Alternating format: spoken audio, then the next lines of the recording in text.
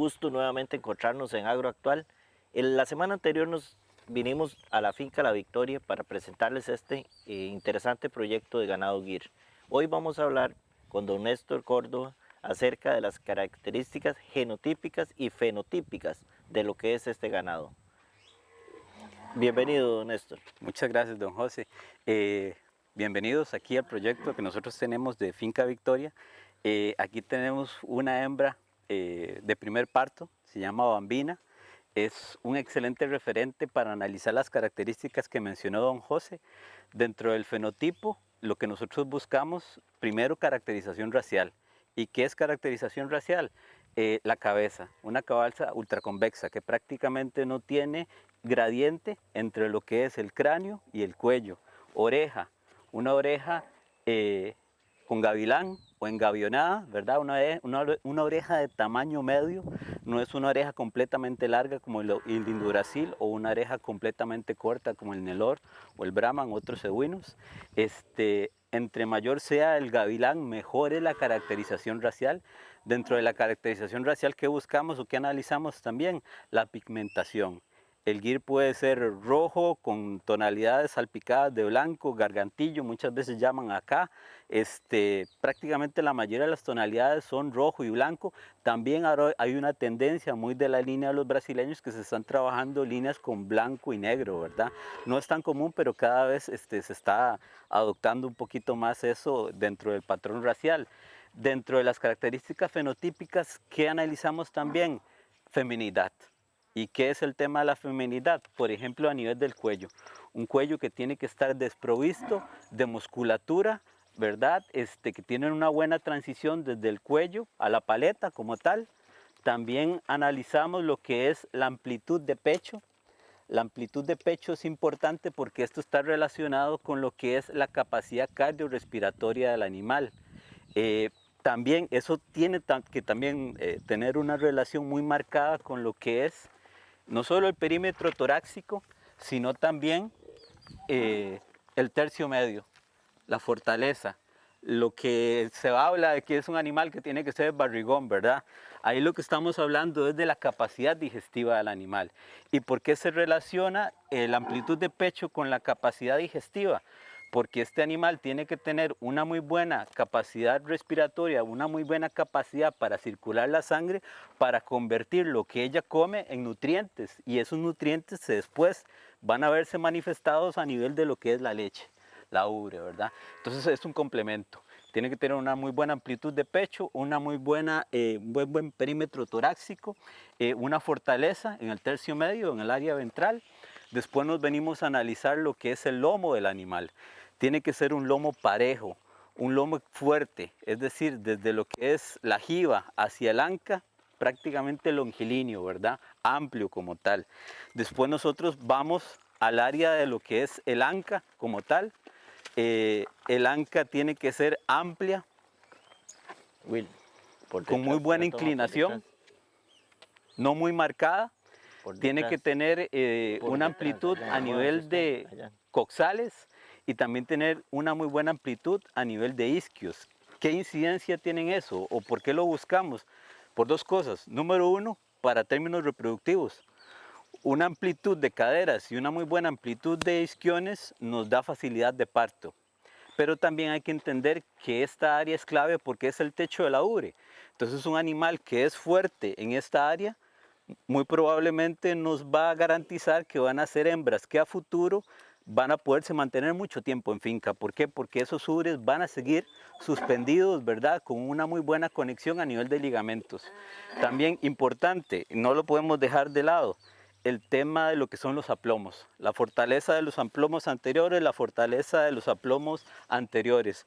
Los cascos como tal, se busca un ángulo de 45 grados por lo general.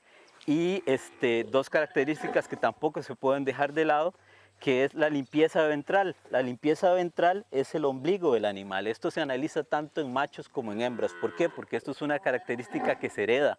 Entonces, por lo general, uno traza una línea imaginaria entre los codos y los jarretes, y en esa línea imaginaria el área ventral o el ombligo del animal tiene que estar por encima, unos 10 centímetros por lo menos. ¿Por qué? Porque a la larga, si son ombligos pendulosos, son ombligos que, pues obviamente eso se va a heredar y en un macho va a ser algo complicado, ¿verdad? Porque va a afectar la capacidad reproductiva del animal. Y no menos importante, el tema de las ubres. La ubre lo que se busca es que tenga un muy buen ligamento anterior. ¿Qué es el ligamento anterior? Entre más pegadito esté el ubre hacia la zona ventral, mejor va a ser, porque va a asegurar que ese ubre se mantenga durante el tiempo. Por lo general se habla que por cada parto el piso de la ubre baja 1 pulgada. Entonces, por eso la importancia del ligamento central. El ligamento también importante acá atrás, ¿verdad? Porque también da sostenibilidad a la ubre. También buscamos un tema de lo que es la textura de la ubre, que es la presencia de venas. ¿Qué tiene que ver esto? Es irrigación. Entonces es la capacidad reproductiva, la capacidad láctea de la hembra está asociada con este tema de la irrigación, esa capacidad de estar bombeando sangre para convertir los nutrientes en leche. También otra cosa que es importante, la forma y tamaño de la ubre, de las ubres como tales. Lo que se buscan ahora son ubres de 7 centímetros en promedio, unas ubres que no sean muy grandes, tampoco muy pequeñas, porque tienen incidencia en lo que es ese becerrito, ¿verdad?, que viene por primera vez a buscar la ubre. Entonces, tetas o ubres muy grandes van a ser difíciles para el becerro, ¿verdad? Entonces podrían tener incidencia en la mortalidad de los becerros. También es importante, obviamente, para las chuponeras, para las máquinas, ¿verdad? Entonces una teta muy grande va a ser difícil de manejar, igualmente una teta pequeña. Entonces se busca un promedio de alrededor de 7 centímetros. Entonces analizamos el ligamento anterior, el ligamento central, la vascularización de la ubre y el tamaño de la ubre. Son cosas importantes que uno tiene que analizar dentro de un animal funcional, dentro de las hembras de la raza Gyr. Continuamos acá con don Néstor. Don Néstor, hablemos ahora de las características fenotípicas del macho, por favor. Bueno, aquí tenemos un hermoso ejemplar, se llama Gladiador. Él fue campeón adulto intermedio ahora en la Feria Centroamericana Expica 2022. En el caso, igual que las hembras, nosotros buscamos caracterización racial, que es esa cabeza ultraconvexa, es decir, que prácticamente no tiene gradientes del cráneo hacia el cuello, ¿verdad? La oreja con gavilán, ¿verdad? Engavionada. Entre más marcado sea el gavilán o el engavionamiento, mejor va a ser. También nosotros analizamos lo que es, por ejemplo, la simetría entre lo que es el ojo y la salida del cacho. Prácticamente es una línea recta. Eso está asociado por lo general con un tema de pureza en los animales Gyr. Entonces también analizamos lo que es pigmentación, como lo hablamos en el caso de las hembras, ¿verdad? Importancia, el tema de la amplitud de pecho, que refleja una buena capacidad cardiorrespiratoria del animal. También la fortaleza en el tercio medio, ¿verdad? Y importante, el arqueamiento de las costillas.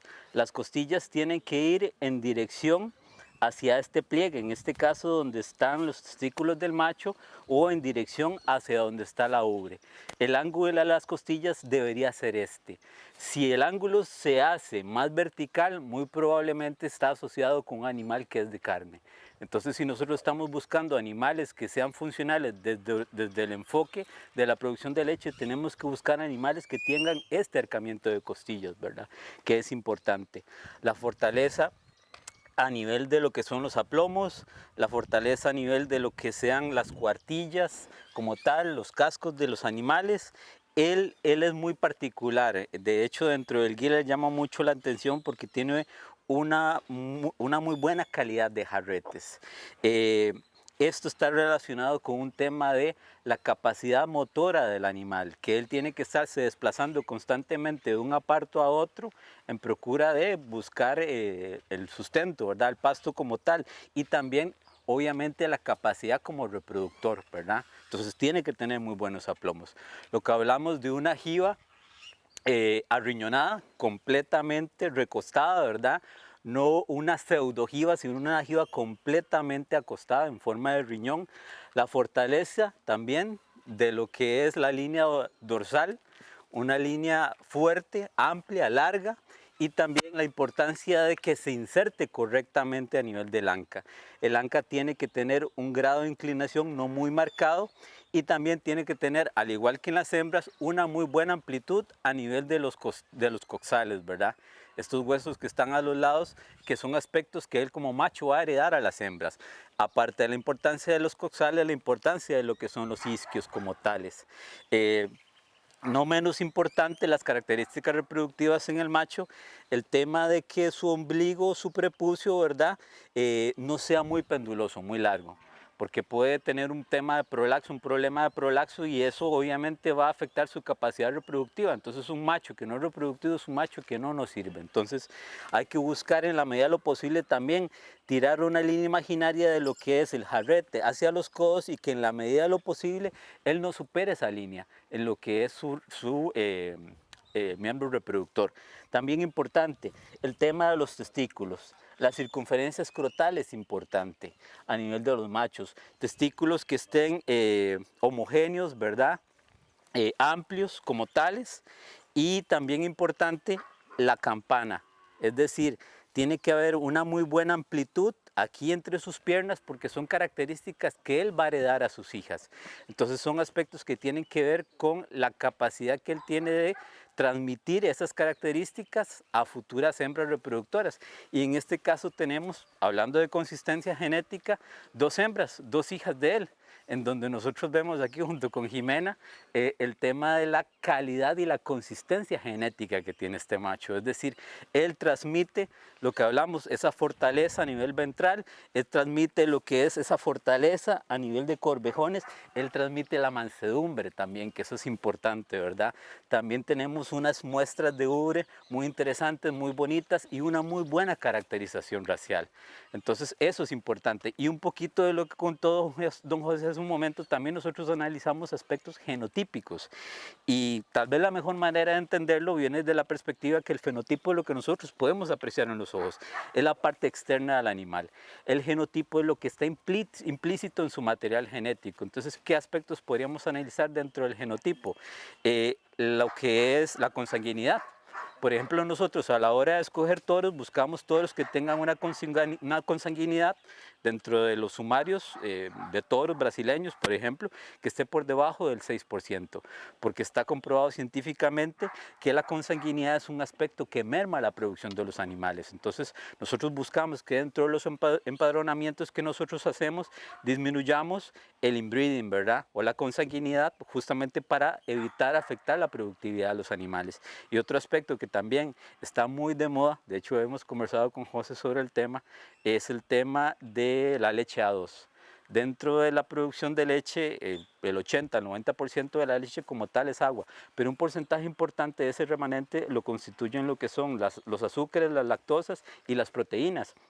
Y hoy en día hay una tendencia mundial a trabajar con alimentos en donde se está buscando una disminución de lo que son los alérgenos. Entonces se ha demostrado a nivel de estudios científicos de que la presencia de la leche A2 en los equinos, principalmente en el GIR, que es una de las razas que mayoritariamente lo tiene, está asociado con menores alergias alimenticias, menores problemas digestivos. Entonces se habla que el 96% del hato GIR tiene predominancia del alelo A2A2.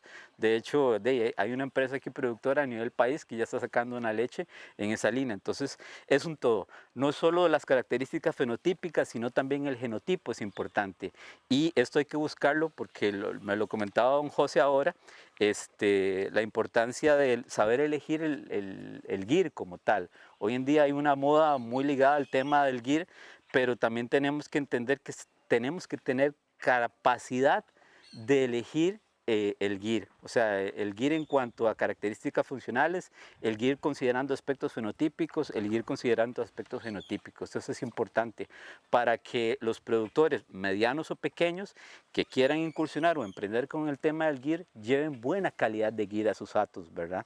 Que es lo importante en este contexto, porque si se va a hacer una inversión en este tipo de ganado, que sea una inversión que venga a mejorar el hato, que venga a mejorar la vacada que se tiene. Don Néstor, hay una consulta que quería que también nos la despejara. Generalmente uno le dice girolando al cruce F1. Realmente, ¿qué es un F1 y qué es un ganado girolando? Eso es muy interesante, don José. Por lo general, la gente piensa que cruzar Gir con Holstein automáticamente es un girolando. En realidad es un animal F1. Un F1 es un animal que tiene 50% genética Gir, 50% genética Holstein.